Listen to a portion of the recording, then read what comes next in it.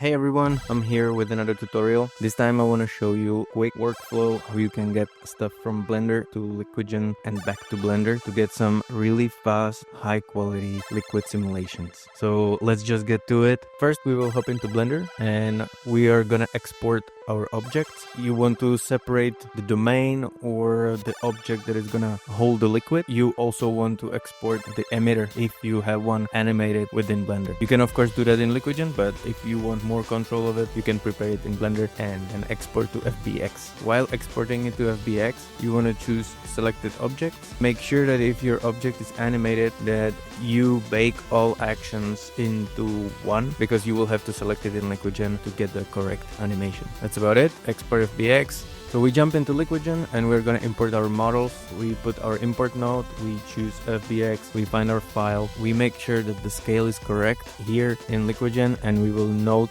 how much bigger or smaller we made it so we can work back the scale in Blender. Once you get what you wanted, like once you set up your thing, if you want more in-depth tutorial about Liquigen, just hit it in the comments and I'm gonna do one. But right now we just go through the workflow. Important settings is in the simulation node, you want to set up the step rate. That's something you want to note, because in Blender you will have to set up the FPS exactly to that value, so there is no choppy animation for the simulation. And once you have everything done, you put your export node and you export mesh. It's gonna export Alembic file. Those can get huge, like hundreds of gigabytes, so make sure that you have some space on your drive. If you want to create particle effects such as foam, bubble, spray, you also put export node particles. You connect it to particles and you export another Alembic file that will contain that. Once we're done, we filled our hundreds of gigs of space, we can get back to Blender.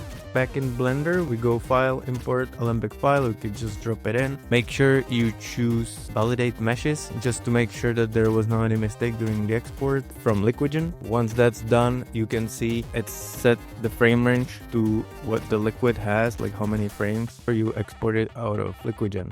As default, you can set up the size of the Liquigen liquid in the constraints tab right here, where you have the manual scale up. You can calculate the correct size of the liquid here, put in the number, and you have to do the same while importing the particles as another Alembic file. There is a little bit of work that needs to be done to the particles. The mesh, you can just apply any material that you want. When it comes to our bubbles and foam or spray, you need to do a little bit of geometry node magic, but it's nothing complicated. These Alembic files contain a point cloud data, so if you want to control the size of the points, which is desired, you will go to geometry nodes, you create new setup, add node set point radius. That's gonna help you to control the size. If you want a random value to the radius, or like you don't want uniform scale for all the points, you can add random value and put a value from minimum to maximum, whatever looks good in your scene. And because this is gonna be a geometry node, you cannot apply material right away, so you have to add a node called set material and choose the material there. I like to apply the material as well on the object, even though it doesn't do anything. Just when I select the object, I can edit the material that is already on it. So that's just a couple of tips, and now is the time to render it out and see what got out. If you have any troubles or you need some help with troubleshooting, just leave me a comment, leave me a message, and I will try to get to you. So this was quick workflow from Blender to Liquigen to Blender, and I hope you will have successful time with it. Have a good one. See you in the next one.